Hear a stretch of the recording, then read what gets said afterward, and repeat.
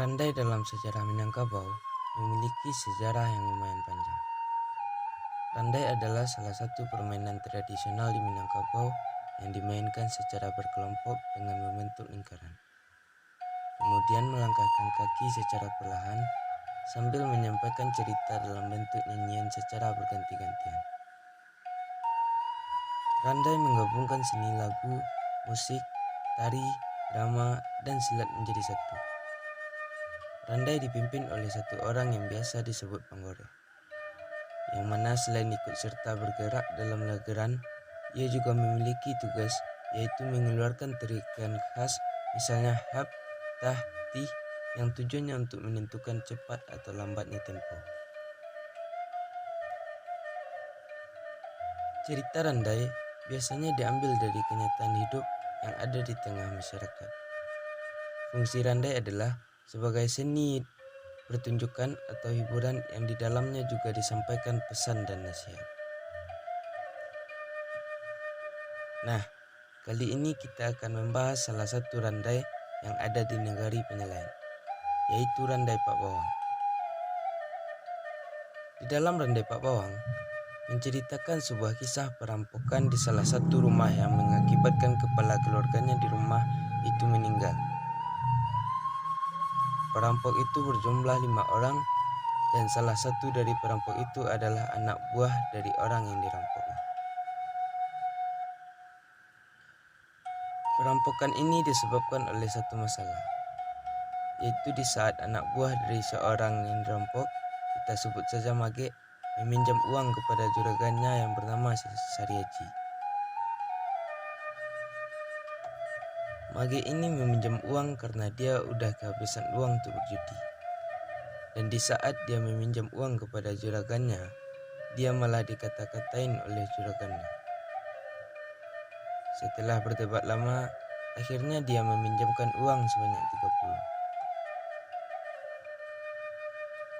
30. Setelah Mage mendapatkan pinjaman, dia langsung pergi berjudi di salah satu galanggang yang ada di Penyelayan.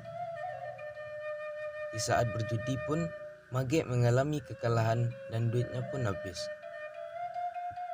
Karena sudah tidak memiliki uang, Mage pun teringat dengan kata-kata juragannya si Sariaji dan berencana ingin merampok Sariaji dan keluarganya yang memiliki harta yang lebih.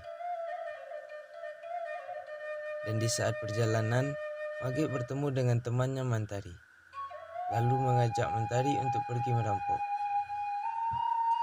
Namun Mantari bilang bahwa dia memiliki teman di Bataga yang bernama Pak Bawang. Mage pun menyuruh Mantari untuk menjemput Pak Bawang. Mantari pun pergi menjemput Pak Bawang.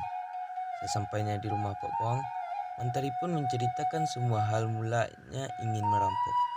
Dan Pak Bawang pun mengatakan kepada Mantari bahwa ia memiliki seorang anak buah yang bernama Malin Kecil yang berasal dari sawah liek.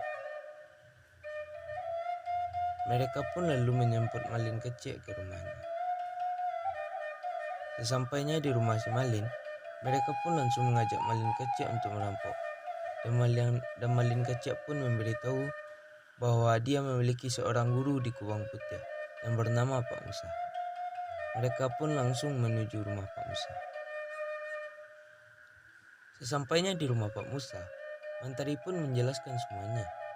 Dan berempat pun langsung menuju Penyelayan menemui si Mage. Setelah sampai di Penyelayan, Mantari pun memanggil Mage. Dan Mage pun sedikit marah kepada Mantari karena membawa 5 orang perampok. Karena terlalu banyak merampok, maka dia akan sedikit mendapatkan hasil dari rampokannya. Namun Mantari menjelaskan bahwa orang yang akan mereka rampok bukan sembarang orang, dan mereka berdua tidak akan sanggup menghadapinya berdua. Lalu mereka berlima pun merampok pada malam hari di rumah juragannya Mage. Dan di saat perkelahian, suami dari Sariaji pun meninggal, dibunuh oleh perampok. Dan perampok pun berhasil mengambil harta dari Sariaji.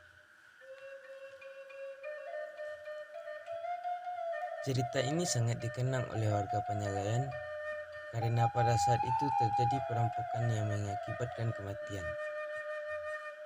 Dan para perampok pun berhasil ditangkap dan dimasukkan ke dalam sel tahanan di Perang Panjang. Dan hanya satu perampok saja yang tidak dapat ditemukan, yaitu Pak Musa. Sampai saat ini tidak ada yang tahu di mana keberadaan Pak Musa. Jikapun dia sudah meninggal sekarang, tidak ada yang tahu di mana makam Pak Musa tersebut.